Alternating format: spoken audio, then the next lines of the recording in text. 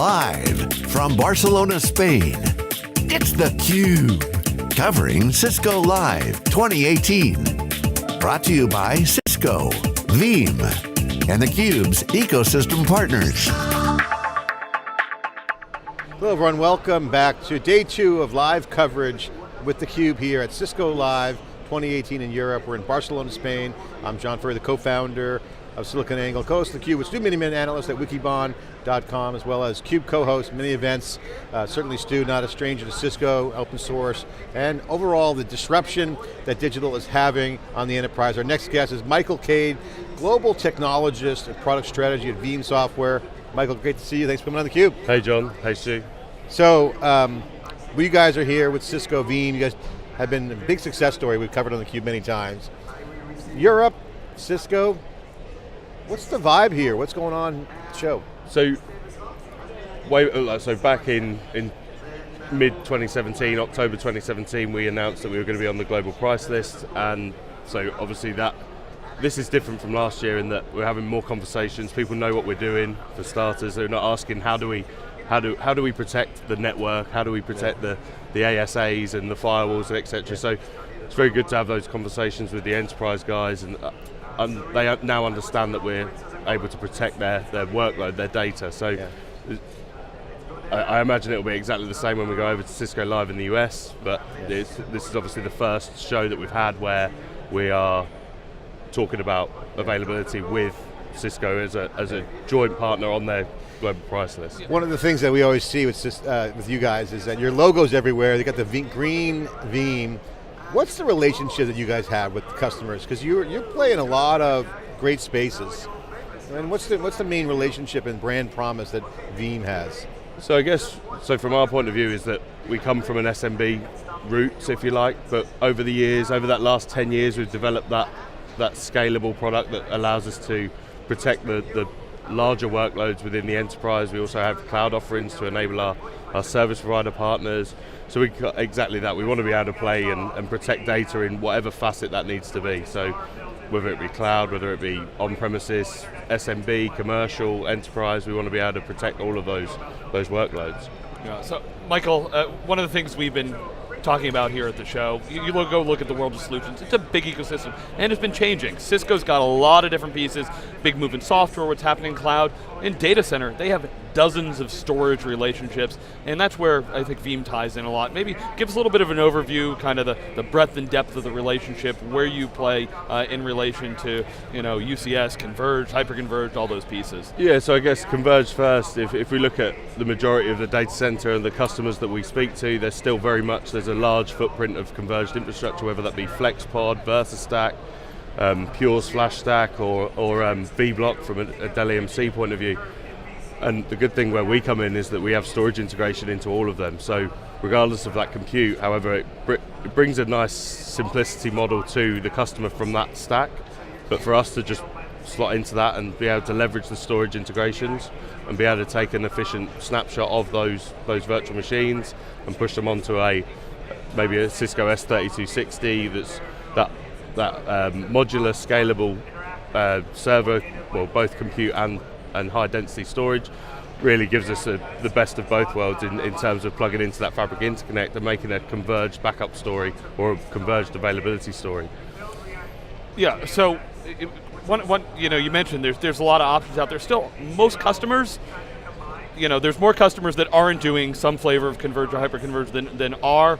There's a lot of buzz around the hyperconverged piece of it. What are you hearing from customers? You said there's a lot of kind of CI versus HCI still. Numbers show that out. I mean, there's a lot more solutions out there. It's been on the market a lot longer. But where are the customers? What are some of the decision points, and how's your organization held? So I guess where we're seeing things like the HyperFlex, where we also have storage integration there from a protection point of view, seeing many of them feed into that main data center, so we're protecting the data. We're using our replication engine to push data into that larger data center for DR or that high availability type solution.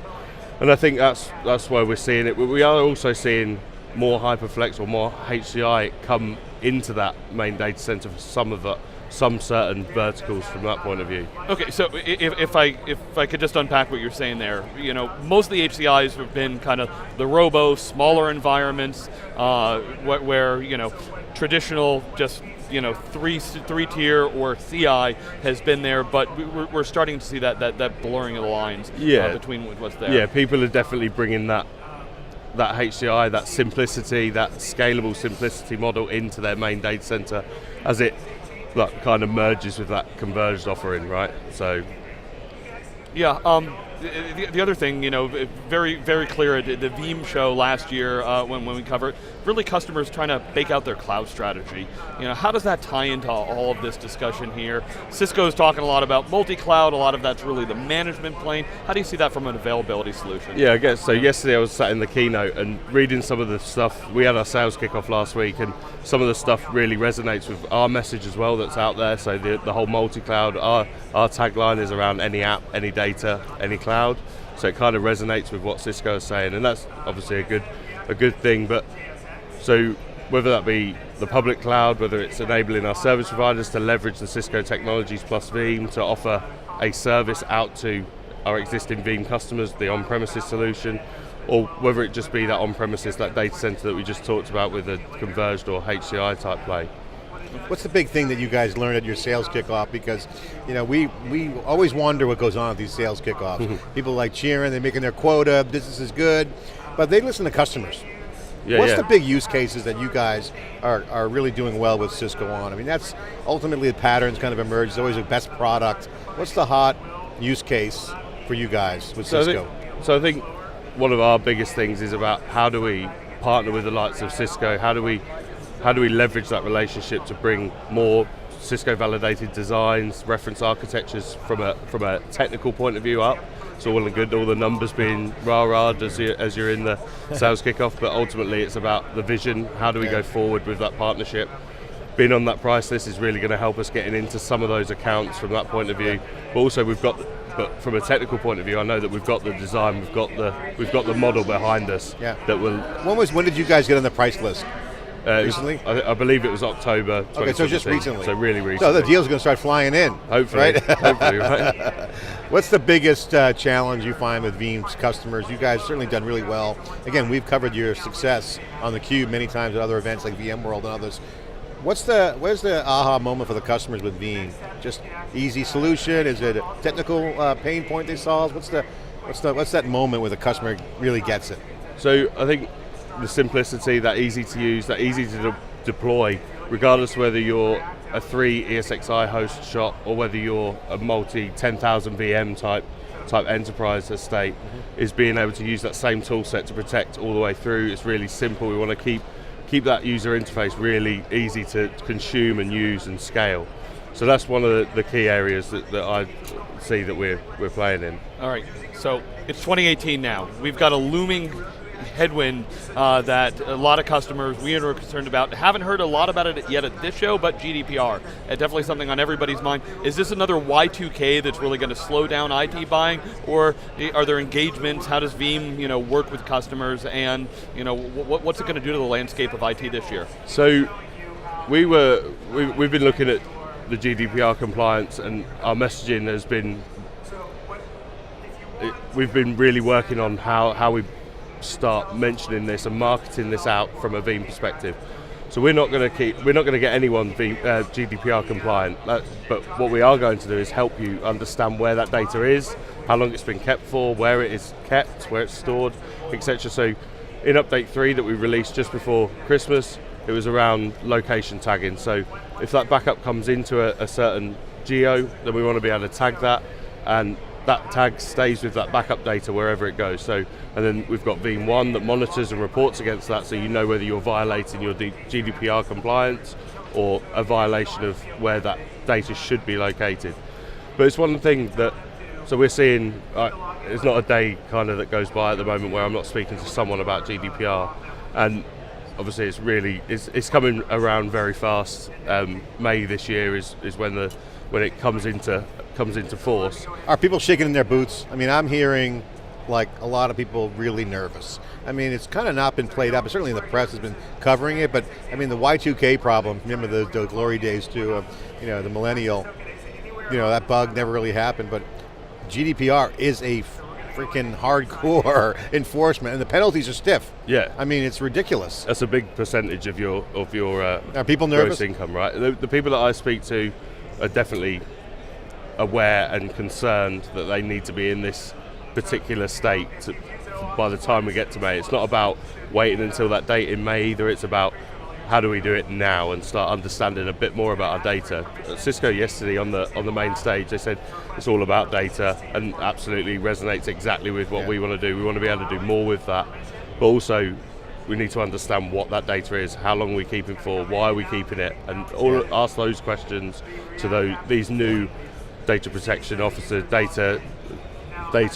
Well, I mean, people are having more data-driven strategies, and we were commenting yesterday. We didn't hear much here about that. Cisco's not using the data-driven because it's not a real big data show, or not a lot of AI here yet. But if you got data-driven, you better have data protection, right? Yeah. I mean, you can't have both. They kind of go hand in hand, right? And I think that's another thing where we're coming into the fold, is that we've got features within our tool set that allow us to spin up that data in an isolated network, be able to run tests against them, run compliance checks against them to make sure, one, the backup comes up, so when you're not waiting until that problem hits, so you can bring it up, but also be able to test against updates, etc. All right, so here's a question for you. So I'm a customer.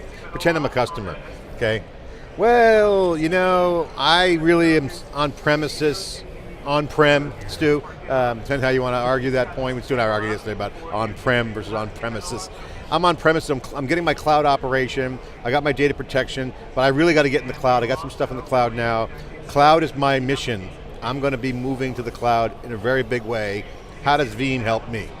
So we want to bring the technology that you've been using on premises, hopefully maybe Veeam, and we want to take that same easy to use concept, that same UI that you've been using, and really hopefully you've seen it as a simplistic approach to your data. We're taking the headache out of the data protection story.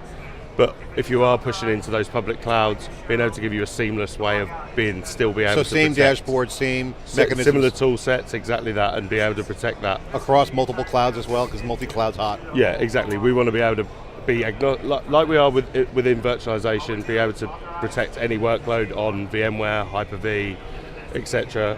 We also want to be able to protect any of those public clouds for using the same tool set to be able to protect that same file format that we're backing up to, same fundamentals that we have. Yeah, Michael, want to get your view on Cisco Live here. You were in the keynote, you go to a number of shows. This show used to be, it was hardcore networking, it was all networking, CCIEs and everything. We're sitting here in the DevNet zone, they've got developers, got good storage ecosystem here. How do you look at the audience here compared to, say, a VMworld or some of the other partner activities that you go to? So I think a couple of years ago, they were kind of saying that you need to broaden your knowledge as a IT consultant, IT person within a company. You have to expand your technologies. You can't just be the networking guy. You can't just be the storage guy. And I think I don't know if you guys see it, but definitely seeing more broadened people. Like I said, the people, the conversation that I'm having at the booth, they're all aware of what we do now. So that they've clearly broadened their knowledge away from that networking, but also with the likes of the DevNet, so being able to code and all of the API-driven type stories that we hear, is also being able to leverage that and push that into whatever that data center needs to be from an automation, orchestration point of view. So, and everyone plays a part in that, whether it's the storage, whether it's the availability vendors, whether it's the compute vendors, whether it's the virtualization. Everyone has a part to play in that automation and orchestration piece. Awesome. Well, how's your experience at the show been? How's the European flavor here? What's your takeaway? I guess, so good customer action, good partners? Yeah, so speaking to your Cisco reps, going to see us from a Veeam point of view in your region, understand a bit more around GDPR. GDPR's coming, there's no way of getting around that. Understand what tools can actually help you be more compliant. But also look at, I've spoken to a number of people around that converged and HCI piece, and they weren't aware around the integration. So go away and see if we do fit in that integration piece. Existing customers, go away and find out that information, and all right, so what's the difference between the North America customer and the European customer? They have little nuances. Obviously they have regional issues, obviously by sovereignty countries. Is there a buyer behavior and from a Veeam customer standpoint, difference between a customer in North America versus Europe? So I'm mostly over in Europe, but from the customers that we speak to over in the US, they're still very, so that's the most concerning part around that GDPR piece, is they still need to have that understanding of what GDPR is doing. If they're holding data, especially the larger enterprises, they're going to be holding data for those European countries, so they need to be compliant that way. And I think that's the misunderstanding maybe from some of the people, or so Europeans are more savvier on the compliance side. From the people that I've spoken to, they know that it affects them because they're in country and they're holding that data. However, it affects everyone. It's a global compliance if you're holding data from anyone. I mean, in North America, they kind of kick the can down the road and then, oh wow, GDPR's upon you. Yeah. All right, Europeans are very savvy on compliance, obviously a huge issue, data-driven, data protection. We're here inside theCUBE with Veeam Software. I'm John Furrier, Stu Miniman, live from Barcelona for Cisco Live 2018 Europe. More coverage after the short break.